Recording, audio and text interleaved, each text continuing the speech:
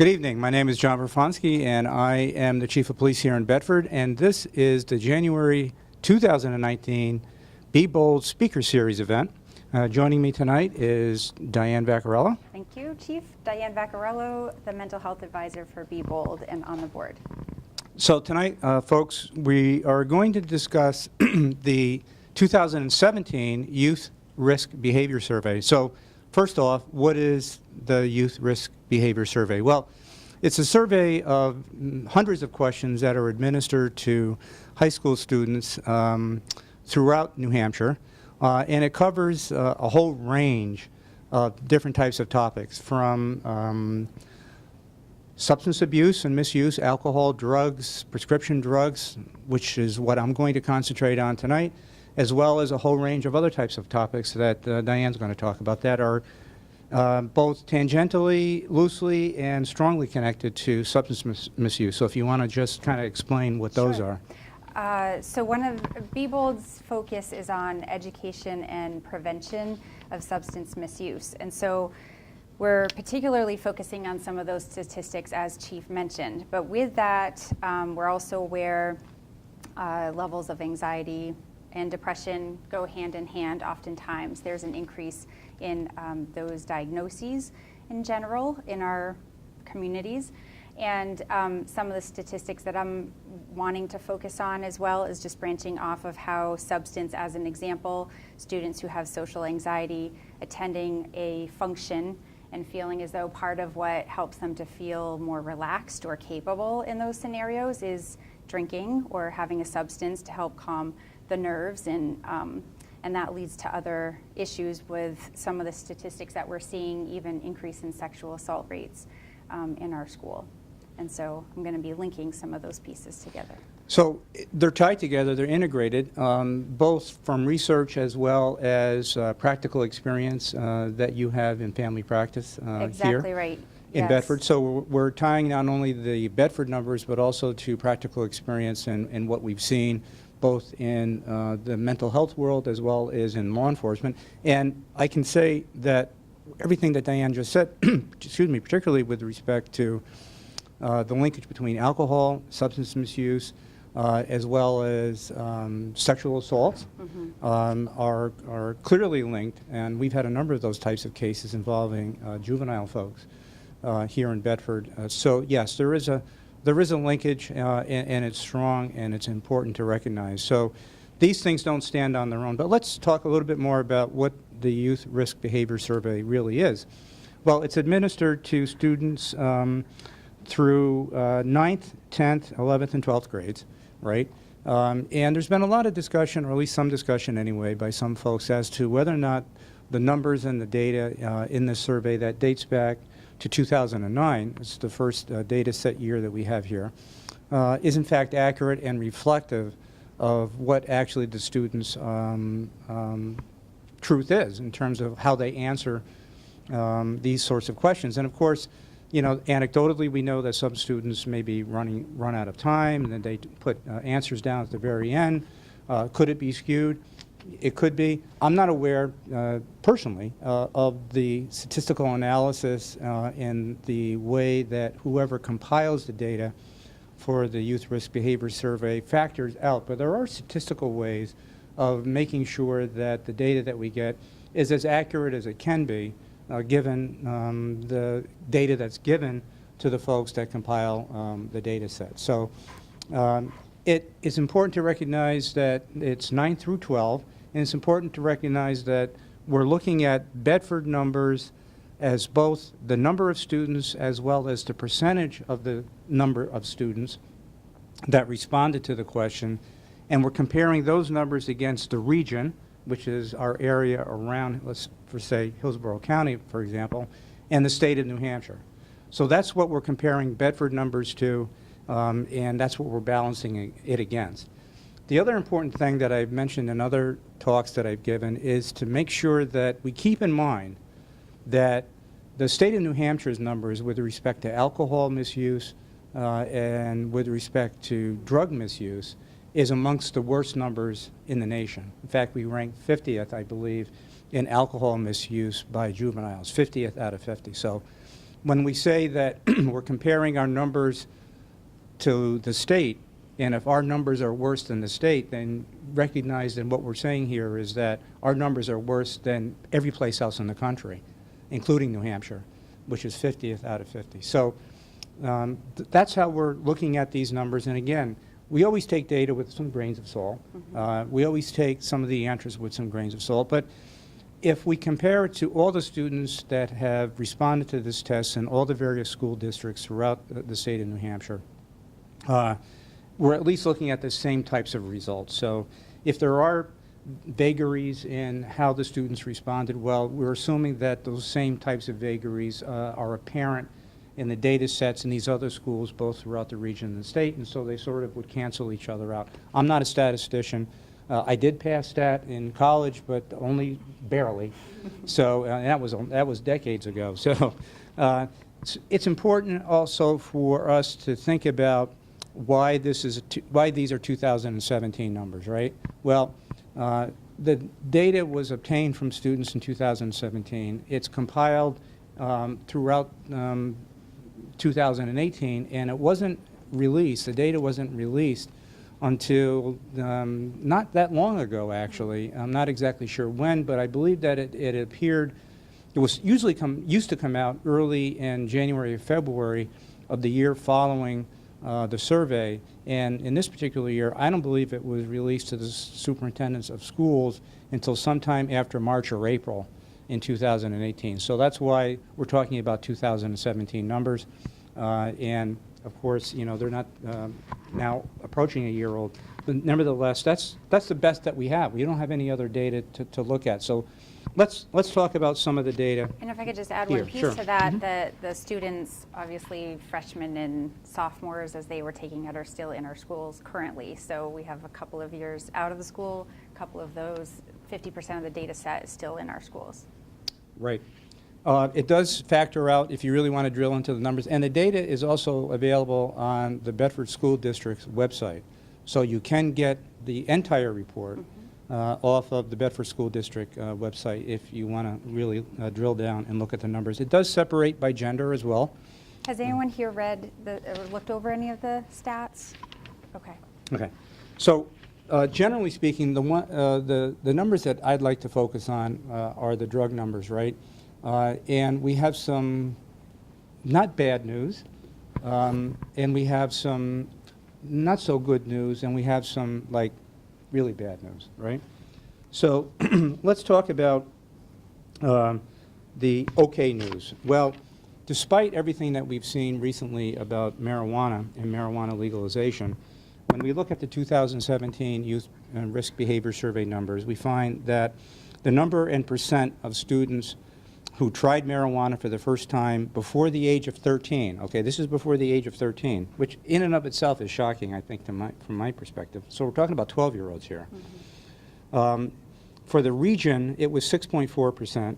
For New Hampshire, it was 5.3%, remembering New Hampshire is worst of the worst, and our school was 5%. So 5% of the students that responded indicated that they had tried marijuana before the age of 13, which is 12 or below, and that represents 75 students out of 1,418 who responded. So we're a little bit better. We're sort of even with New Hampshire, but we're better than the region with respect to marijuana use prior to the age of 13. One other marijuana number I want to talk about is the number and percent of students who currently use marijuana, right? Again, the state of New Hampshire, worst of the worst here, 23%, roughly a quarter. The region was 22.9 or 23%, so about the same. And our schools showed 17%, which is 256 out of 1,425 students indicated that they currently use marijuana when they took or when they responded to the test. That was in 2017. We're talking about 61 12th graders, 71 11th graders, 71 10th graders, and 36 9th graders. Anything you want to talk about? Do you see a lot of marijuana use in your practice here in Bedford? Yeah, so just to mention, I have a private practice here in town. It's a group practice with multiple clinicians, and we all have different sort of specialty areas. So I work with a lot of teens and their family systems. And so one of the things that is really, and again, this is sort of anecdotally mentioning this, that very consistently the connection that I see is between students, especially with anxiety, using marijuana to sort of take the edge off. And then there are a lot of kids who are also using that for help sleeping at night. For whatever reason, they have had some interrupted sleep, meaning have difficulty falling asleep, have interrupted sleep, and so they have made this connection for themselves that they need that to fall asleep, and that without it, they're not going to get a good night's sleep. And as you probably imagine, I think a lot of times at nighttime, there's a lot of more perseverating and ruminating over things. It's time to do that, quiet, maybe some stress of planning for the next day. So there's a lot of connections that are being made in terms of perseverating even further. So there's a kind of desire to shut it down or avoid that, and as opposed to using other coping strategies, or even possibly, I'm not saying this is the case for everyone by any stretch, but they're essentially self-medicating versus being overseen for that type of an intervention. And so the anticipation of what's to come is what they're making a connection of using substances. And like I said, as well as with social circumstances, just not feeling like they are going to be at their best, and a kind of a fear around that, or an anxiety or worry around that. And so there's a connection between usage and those pieces. So let's also talk about just a little bit and remind folks that, you know, there is a growing body of knowledge out there, peer-reviewed studies done by some of the best experts in the world regarding the effect of marijuana use on the developing brains of young adults, right? Since we're talking about high school students, let's talk about, you know, what do we define by young people? Well, Diane, when they talk about the developing brain, we're talking about up to age 26 now, correct? Correct. So that covers certainly all the grades in high school.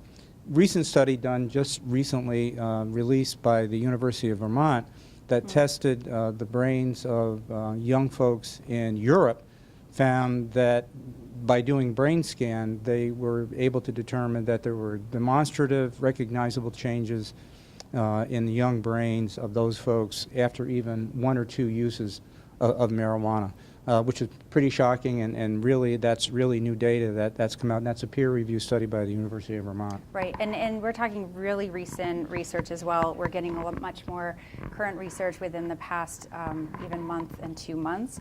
But one of the studies is also identifying that it may not have as much of a direct impact in the adult already formed brain, but certainly in a younger brain as it's forming, particularly for use under the age of 13. And that age 13, 14 seems to be a significant cutoff where there's a jump in terms of the impact on the structure of the brain itself.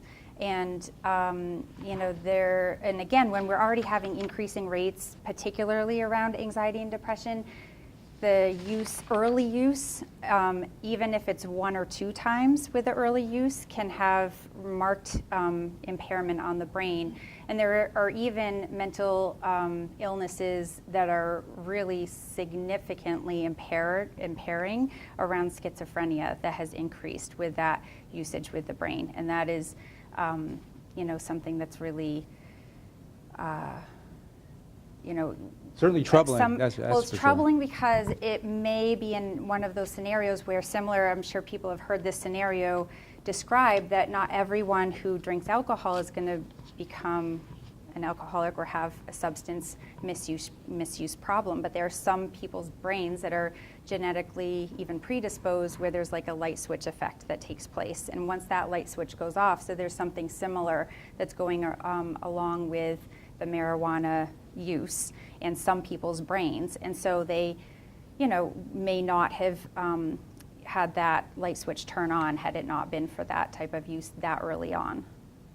So some of the other data that shows up in these surveys, which is important to reflect on, particularly with respect to the supply side, and whether or not it's important to understand with respect to the continuing debate regarding legalization. While 17% of the students in Bedford in 2017 said that they were currently using marijuana, Only 25% of all the respondents of the students, that represents over 1,400 students, said that it was easy to get marijuana. Well, what does that mean? That means only a quarter of the students said it was easy to obtain marijuana. Well, from my perspective, that means that 75% believe that it was difficult to obtain marijuana. What would the effect of legalization have on those sorts of numbers? The common person's approach to that would mean that, well, if legalization were to be passed in the state of New Hampshire, the likelihood of the ability for that other 75% to find marijuana would go up. And in fact, when you look at now recent studies from states that have legalized marijuana, Colorado particularly, Washington State, Oregon, and to a lesser extent Alaska, seeing more incidents of treatments of chronic marijuana use in those states recently than had been prior to legalization in those states. Correct. And you know, in terms of the cost of treatment, we're not just talking dollar signs. You know, we're not just talking $1,000 to $10,000 for treatment around, you know, substances and marijuana even. We're talking about a lot of the social costs that we're rolling into that and the human costs that are rolling into that. And so that's what we're trying to be conscientious of as a state when these, you know, we have a bill coming through. I can certainly send people information as well if you want to leave your addresses. I know Tracy has a sign-in sheet about you know, a bill that's coming up in our legislation, but the cost of, you know, revenue, or the revenue that can come in, is something that some people have on their minds as far as a benefit to New Hampshire, but the cost is oftentimes, you know, we are really undershooting in that area. And as Chief is mentioning, learning from other states who have legalized, realizing that there are a lot of more costs that are tied into that than benefits, for sure. So when we look at some of the other numbers, we find that whether or not this is a disturbing number or not, 50% of the students indicated that they believe that their friends believe that it's wrong to use marijuana. Mm-hmm. So I'll let you decide whether or not 50% is a good number. To me, that's not a good number when 50% believe that their peers believe that it would only be wrong. So that's sitting right in the middle of the fence post. But a good number for you folks, parents, is that about 80%, 83% of the students responded that they believed that their parents felt that it would be wrong if they used marijuana. So that's a good thing. That means that there is some messaging getting out there between the students and the parents, which is what we want to see.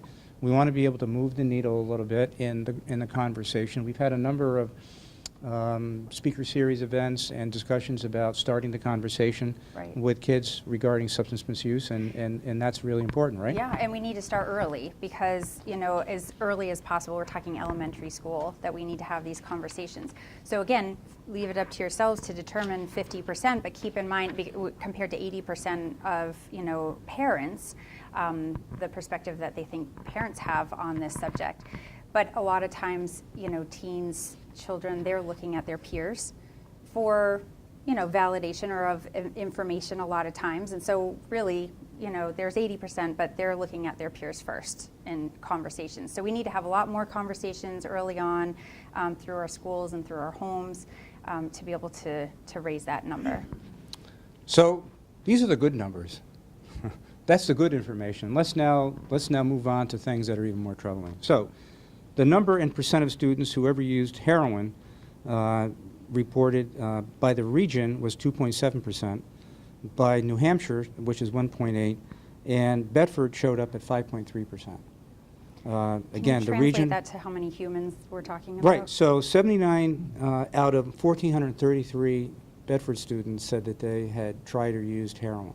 Right. That's roughly 3-4 classrooms worth of kids. So picture 3 or 4 classrooms full of kids in the Bedford High School that said that they used heroin. That's a significant number, and I think it's a very troubling number. And when we look back at the previous survey, they're done every 2 years, 2015, right, we were at 57 students. So we went from 57 to 79. Again, some would argue not a huge jump, but any kind of jump in that kind of number, given what we know about opioids and the risk of using opioids even once, right? is troubling. So yeah, 5.3% of our students, 79 kids surveyed in 2017 said that they had tried heroin. And that's, again, an increase. We have other numbers that have decreased, or that have stayed more steady in New Hampshire, across the state in general, even pertaining to opioids. We're not seeing that in our town, per our students' report. So the next category we'll talk about is methamphetamines. And again, the number and percent of students surveyed or responded in 2017 in Bedford as compared to the region and the state. New Hampshire, 1.8%, that's 994 out of 55,000 students said that they had ever used methamphetamine. The region was 3.1%, so a little bit worse. But again, Bedford came in at 5.1%. So that's significantly higher than the state. That's 76 out of 1,431 students in Bedford said that they had used meth, which is, from my experience, having worked on the southwest border, having had a lot of experience with the wreckage that's caused by methamphetamine. And we're seeing a resurgence in methamphetamine because it is now perceived as a less than lethal alternative to opioids. But the problem that we now see with methamphetamine that we're starting to see here in Bedford is that it's Mexican-sourced methamphetamine, not the methamphetamine that used to be made by folks in soda bottles, stripping lithium from batteries and using common household chemicals, as well as pseudoephedrine from blister packs. This is, and we've seen a case here, we have a case here where we have 100% pure methamphetamine that's been seized and analyzed here in New Hampshire in a fairly large case that was started in Bedford, that was taken up by the detective that I have assigned to the DEA task force, which ultimately resulted in the arrest of the individual here in New Hampshire who was sourcing Mexican methamphetamine from a source in California. So from the streets of California to the streets of New Hampshire, this is a problem, and yet here in Bedford we're at a significantly higher rate of use of meth than we are in both the region and the state. And Chief, I wanted to ask you a question about this because my understanding is that sometimes, we're talking a smaller suburban town, outside of Manchester, the city. I think sometimes people think that they would imagine seeing those numbers in the city in Manchester and not Bedford. There's a lot of misunderstanding or misperception around that. Why do you think the numbers are this direction? How do you explain that? Well, the explanation from my perspective is that there's a perceived lessening of risk. There is the availability to for the dealers. Particularly in the area. As you get closer and closer to areas where it's easy to obtain, then we know from looking at alcohol numbers, right, where they've done studies where they analyzed the density of alcohol distribution outlets per square mile per capita and compared it to the same area, same density with a lesser number of alcohol outlets. You find that in the area where there's a less number of alcohol distribution points, the rate of alcoholism is lower.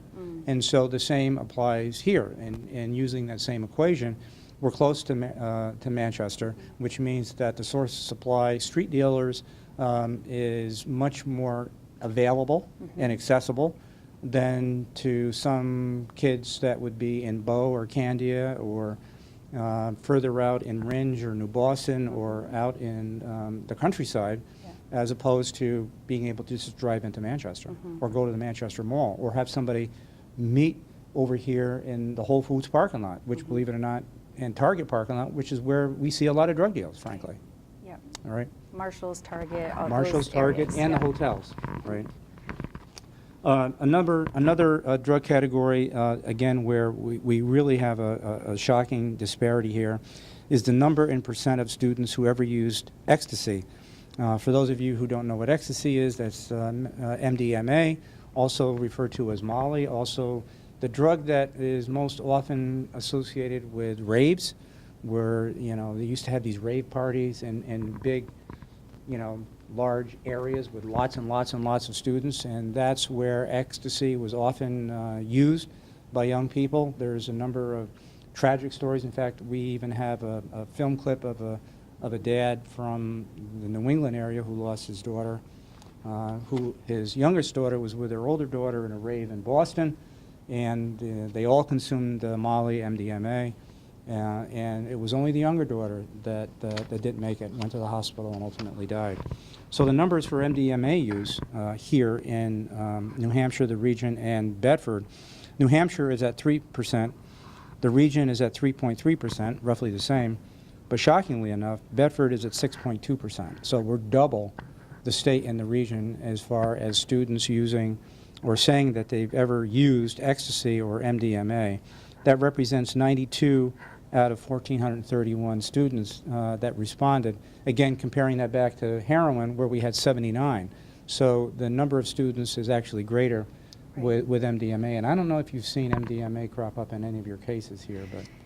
Not as much that's identified specifically, but what I will make a connection with is the increase in report of sexual assault and date rape types of situations. And so I can definitely speak a little bit more to that in a bit later, but that's where I feel like this comes in. The next set of numbers we want to talk about are the number and percent of students who ever use a synthetic marijuana, right? That's roughly called, if you read about it, K2 spice.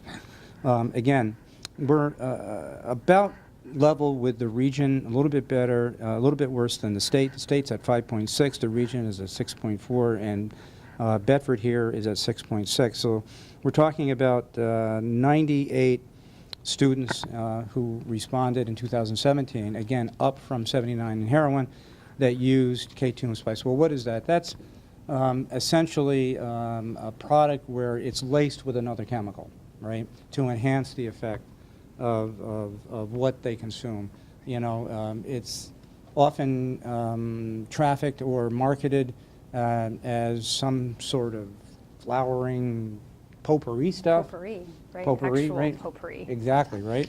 And yet it's laced with a chemical that is hallucinogenic in nature, which causes obvious issues with respect to consumption, particularly in young people.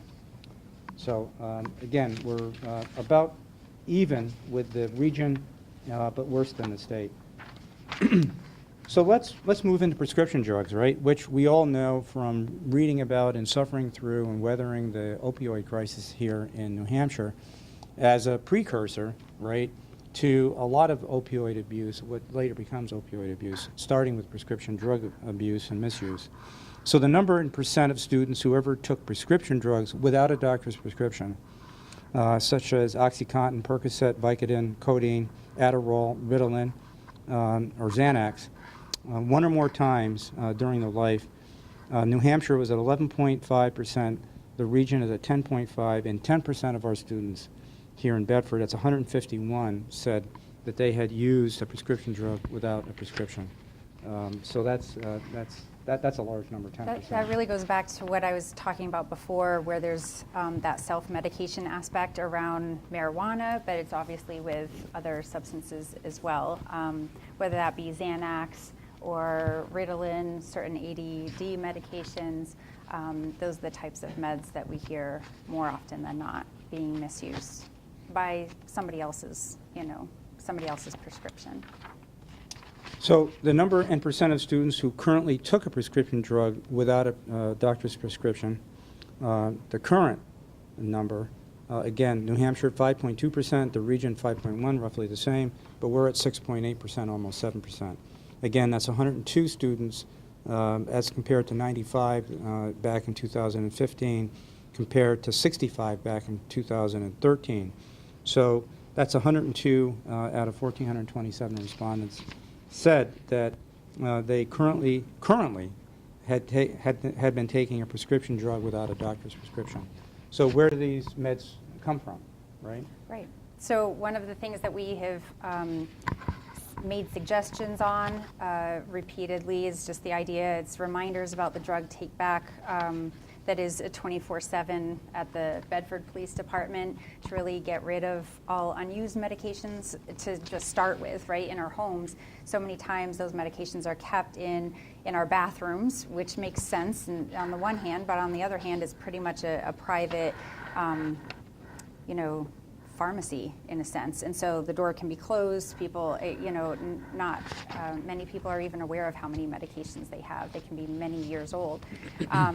And so having those in an area where there's less, again, it goes back to accessibility for so many reasons. Even, entry into our homes by people who are doing work and things like that, just things that people don't really think about, that the accessibility is there.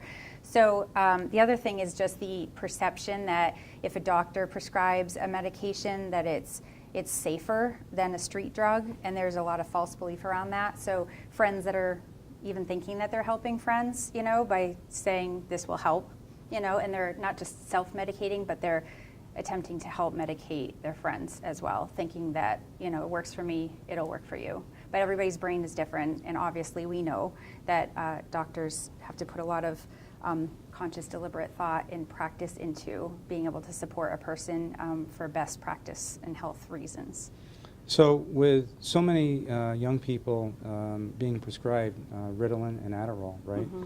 So the likelihood of cross-transfer between kids of the same type, or what they think is the same type of prescription, is pretty prevalent. Right, and there's difference in dosage, there's difference in body weight, there's difference in metabolism.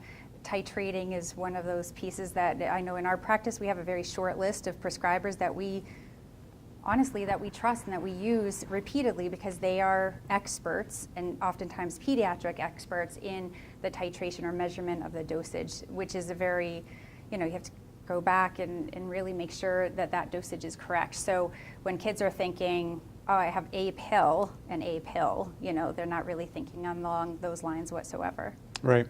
And just to put a point on that, sentence, I know a dad when I was in Philadelphia that used to come and give talks.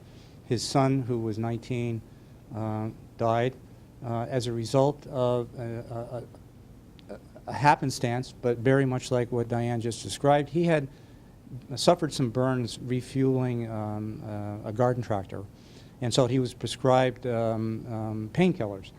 And he was having particular difficulty one night. He was at his girlfriend's house. The girlfriend's mom, who had had some tooth extraction, gave him one of her medications that she had been given for tooth extraction, and it combined with whatever he had been taking himself, went into cardiac arrest, and before they can get him to the trauma center, he died. So that's precisely what can happen when we talk about cross-pollination of drugs, thinking that it's the same. Exactly. And kids do think, and people do think, well, it's a prescription drug, it's got to be safer than what I buy in the street. Right.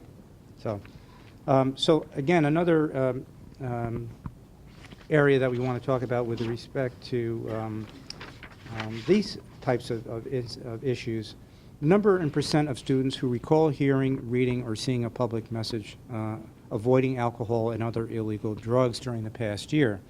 Well, thankfully, we're good in that regard. That's 76% of the kids that responded here in Bedford said that they had heard a message. So the message is getting out to a certain extent. Whether or not they necessarily absorb it or translate that. And translate it, right? That's the word I was looking for. Is another thing, because the numbers don't jive when you look at the use numbers. So the number and percent of students who think people are at risk of harming themselves physically or in other ways if they use marijuana once or twice a week, 26%, almost 27% actually, of our kids said that, that they think people are at great risk. So yet while 17% are currently using marijuana, and 25% say it's pretty easy to get, 27% say that, well, you could be harmed by this. So they do understand that there is a risk involved. Right, and I will say that one of the things along those lines, and I see it all the time in practice, you probably see this in your own lives as well, that insight is a wonderful thing, but insight does not lead to change. It absolutely is one of the ingredients towards a combination, towards a recipe for creating a change, but it's not the active ingredient, so to speak. And so obviously early education and awareness is what we're really pushing home and pushing in every way that we can, because the earlier that a person processes information, they can integrate into their belief system and that's different than insight. So in other words, someone who wants to quit smoking, and they know that it's not good for them, and they know that it smells on their clothes, and they know all that's the insight. But just having that doesn't mean that they're going to stop, right? It requires interrupting the pattern, creating a behavioral shift. It's a worldview, it's a mindset. It's not just an insight. And so we need to have this information as early as possible integrated into the worldview of a person. And the insight is a much slower road towards that as they get older. So that's why just having a light bulb moment, hearing that, doesn't directly impact change. We could all say in the new year we're going to work out. We know it's good for us, eat healthier. We know that. It's insight. That's not how it works. We have to create a shift in a behavior and an intervention or an interruption in order to create that. So I'm going to put Diane on the spot and see if you can make sense of these two numbers, right? So we go back and we say that 10% of the Bedford High School students said that they took a prescription drug without a doctor's prescription, 151 students. And yet we turn to another question where it says the number and percent of students who reported that their friends feel it would be wrong or very wrong to take a prescription drug without a doctor's prescription. That's 84%. So 10% say that they're using it, but 84% say that their friends believe it would be wrong if they did. So how does that work out in what you see in practice? Yeah, so again, the idea of putting that question out is sort of for us to say, is smoking good for us? And truly, smoking is one of those examples where we have, as a nation, really shifted that in large part. We've been successful. Compared to Europe, we don't have nearly the people walking around, smoking that we used to, or that, exists in other parts of the world. Vaping, on the other hand, is definitely on the rise, and there's this impression that there's a healthier alternative to that, which is not true. We know that, there's a lot of other, we could go on about that. We've had a speaker series about that. I think it's been videotaped, and it's up on the Bedford, BeBold Bedford, .org. So, again, the idea that, it's easy to say, I know smoking isn't good for me. It's also easy to say, I know that, my friend, it's not healthy, to take a friend's medication, or if my friend would believe that that's not healthy. But then translating it to our own self, that's a different story. I think some of the statistics in there are saying, are you currently using, or would you ever use, right? That anticipation piece versus what's actually happening in the moment. There's a breakdown around that where it's, I think they know that it wouldn't be healthy, but does that mean they're not going to use that? Yeah. No. In your professional experience, what is the level of impact of peer pressure? So you have a kid who says, yeah, I know this is wrong to take a prescription drug, but yet they succumb to peer pressure. Is peer pressure a significant element in persuading young people to try it once? I think it can be a very persuasive element to not taking it, believe it or not, when there are students who will speak up or friends who will speak up and say, that is really not cool, or that's so not okay for you to be doing that. That can have a moment where they really stop and think, stop thought, so to speak.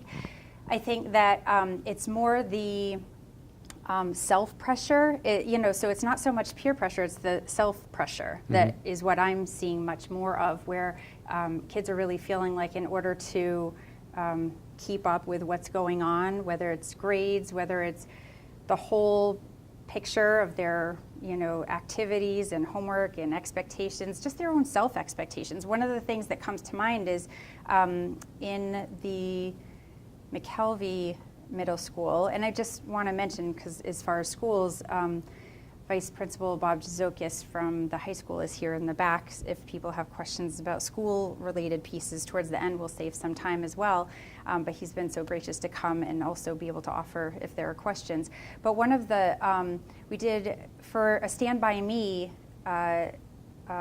speaking that I did, one of the data that I was able to gather from various students through that school at various points in time, and utilize some of that, what had to do with asking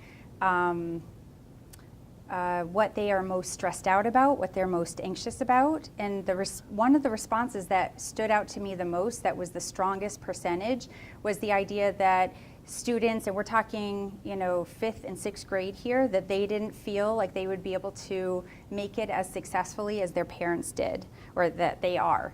And so the pressure that they feel, not just with peers, but with the idea of society, if you will, was more what stood out than the other things. I mean, of course, it was some responses were, not getting my homework done, running out of time, a lot of time things, feeling like I have X, Y, and Z to do, and if I don't do it well. But again, that comparison of not having or being able to be as successful as their parents stood out to me the most of all of them. Wow, very interesting. Yeah.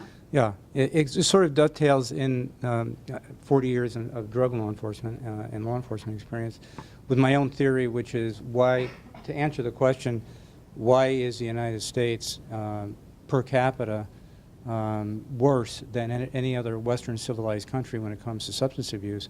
And the formative relationships that I've seen and formed and observed in my career goes right back to what those 5th and 6th graders said. It's a combination of society, of culture, of the economy, getting ahead, materialism. We've created Success. this pressure cooker of society Yeah. that even kids in 5th and 6th grade succumb to.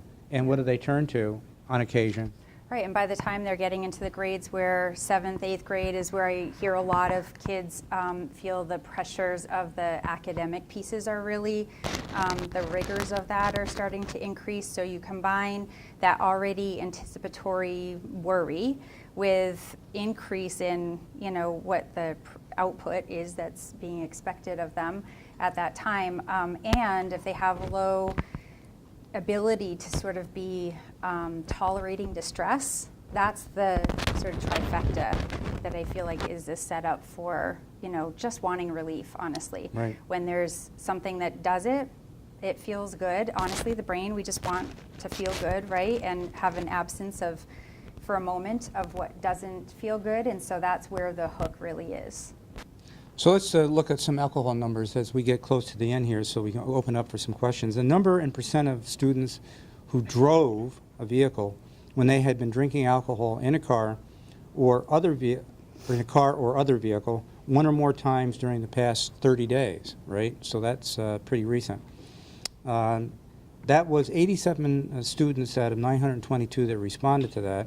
That's 8.7%, which is consistent with the region, but worse than the state of New Hampshire. And we said the state of New Hampshire is worse at 50 out of 50 when it comes to alcohol misuse.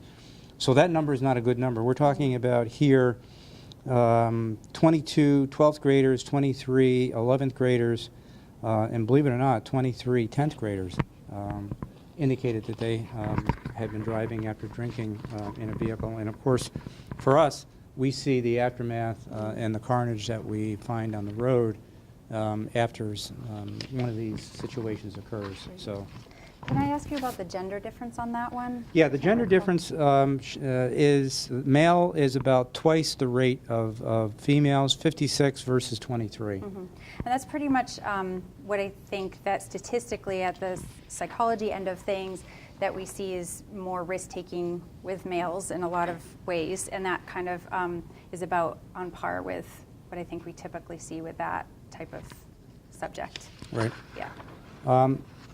And the number and percent of students who currently drank alcohol, again, that was New Hampshire's 29%, almost 30%, which is pretty high. The region is 27%, and the school is at 28%. So we're sandwiched right in between the region and the state, and that represents 418 students, down from 2015, but 418 nevertheless. And again, the male gender split would be 213 male and 186 female. So, and here's the last one I'm going to talk about, and then we'll open it up, and then I think you'd like to talk about some of the other numbers that you have that relate to these. The number and percent of students who drank that's binge drinking, right, who drank 5 or more drinks of alcohol in a row, right, and I can't do that, within a couple of hours on at least one day during the past 30 days. So that's binge drinking within 30 days, right? So the state was at 16%. We're at 17.6%, almost 18%. The region is at 17.1. That equates to 264 students said in 2017 that they engaged in binge drinking within 30 days. That's college freshman type Right. of going out and having 5 or more drinks within a couple of hours. Right. That's quite a bit. That's a lot. That's a lot. And so those numbers are not good. So before we open it up to some questions towards the end, I know Diane wants to talk about some of the interrelationships between some of the other numbers in Right. survey information that comes up that is impacted, driven by, or impacted by substance misuse. Right. We certainly can't tease it apart. And I know given our time, I won't be able to focus on all of them, so I'm just going to hone in on one that I feel like is really particularly standing out, and that's with the sexual behavior, sexual and dating violence questions. So I just wanted to bring attention to a couple of them. So if we look at the question, have you ever been physically forced to have sexual intercourse when you did not want to? In New Hampshire, 5.8% said yes. In the region, 6.7. In our school, 7.1. And we are looking at an even split between male and female on that one. Roughly, it's 49 female and 46 male. And so that, I would say, in terms of the split, is pretty common, what we see, about half and half. It's a little high compared to the region and, statistically significant for sure compared to New Hampshire. But so the one that I feel like is really high is 21.9%. So that's 190 of 834 students reporting. Said during the past 12 months, how many times did someone you were dating or going out with purposely try to control you emotionally or emotionally hurt you? And count such things as being told you could or could not spend time with someone else, being humiliated in front of others, being threatened if you didn't do what they wanted you to do, that more sort of controlling aspect of things. And we're looking at 92% female. There's a lot of really striking information that I really would love for you to just put your attention towards when we're looking at female sexual risk behaviors here. And I think that, let's see, so interestingly, and I want to try and summarize this in a way that makes sense. Have you ever had sexual intercourse? We're actually lower in terms of numbers of reporting compared to the state. So in New Hampshire, it's 38.9%. This is obviously high school age. 39% of the region, so region is a little bit higher. We're at 27. So that's a significant drop, comparatively speaking, as far as how if they are having sexual intercourse. And then similarly, the numbers are fairly low in terms of the number of partners as well as how old the person was. The questions range from, or the answers range from 11 years old or younger, 12, all the way up to 17. So we're about on par, and what I'm saying is that the number of partners is lower, and the idea of having sexual intercourse at all is on the lower side comparatively, or even. But what is higher significantly, let me just bring this one up. Hold on one second. And that is, during the past 12 months, did you ever force someone you were dating or going out with to do sexual things that they didn't want to do? It could count such things as kissing, touching, physically forcing them to have sexual intercourse. New Hampshire's at 2.2 and Bedford's at 6.8. That's really significantly different. And we're talking 60 out of 835 students. And so I want us to focus in on that because of that aspect of, again, sort of control and violence and power and that dynamic. And what I hear certainly anecdotally is this idea of, I don't know what to do in a certain situation. I'm not sure how that's going to be. There's a lot of insecurity. There's a lot of not knowing, a lot of panic moments, you know, of even heading into a social scene or to a party.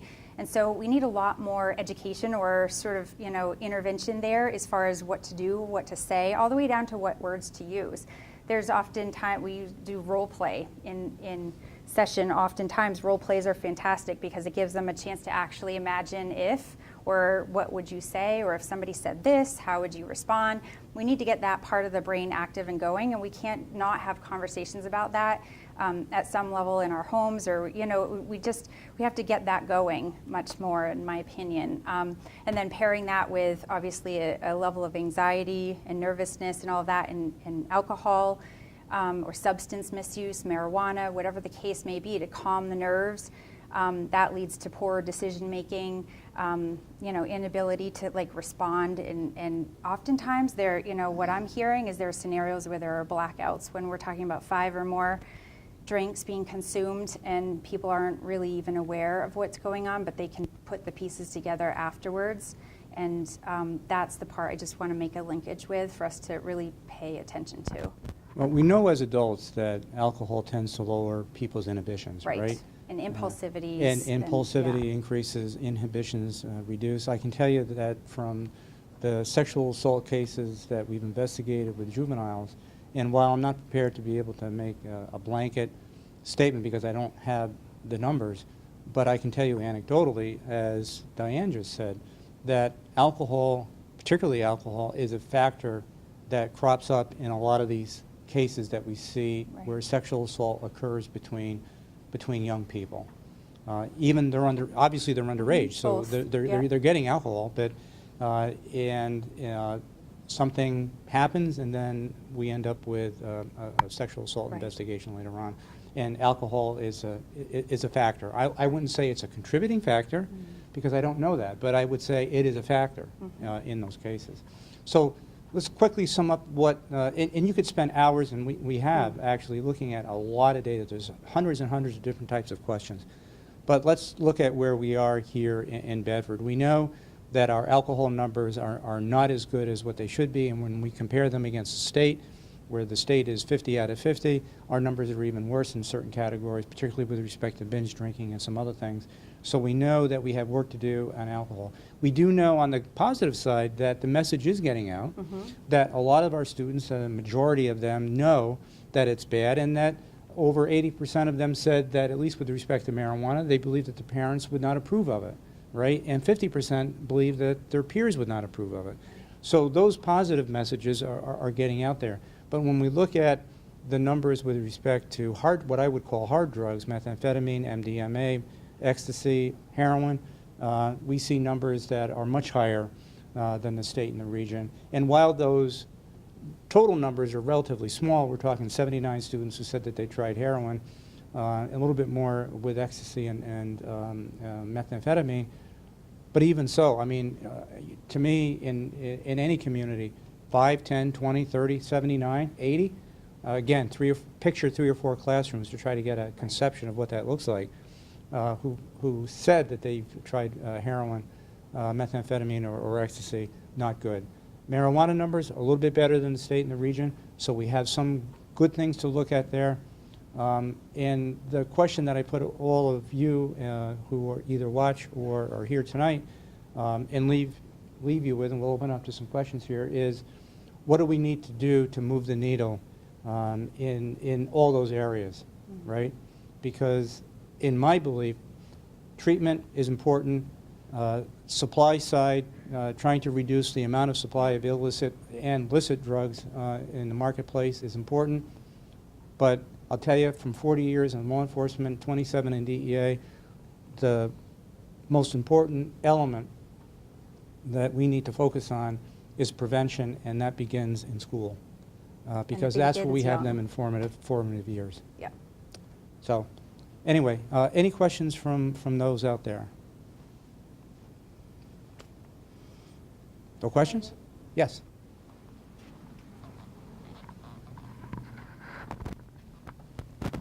So I'm actually not really sure how to say this, but Is there a percentage of almost like false positives to these kind of surveys? Mm-hmm. Like what percentage range do you work with? I have 2 high schoolers. We have great conversations about all of these topics. Mm-hmm. They do these surveys, and I ask them about it, mm-hmm. and I say, do you lie? And they say, no, because I generally don't lie. Mm-hmm. And I said, so what are your friends saying? And they're like, well, a lot of them lie. And I said, why do you think they lie? And they said, well, 1, it's long, 2, it's boring, and 3, they're uncomfortable with the questions. Mm-hmm. So I guess I'm wondering, when they're taking it, what sort of instruction are they giving at the beginning of the survey? Are they told you need to be as honest as you possibly can? You know, are they doing it in a private way where nobody's watching what they're doing? I'm just curious about, do you allow a percentage for a false positive result?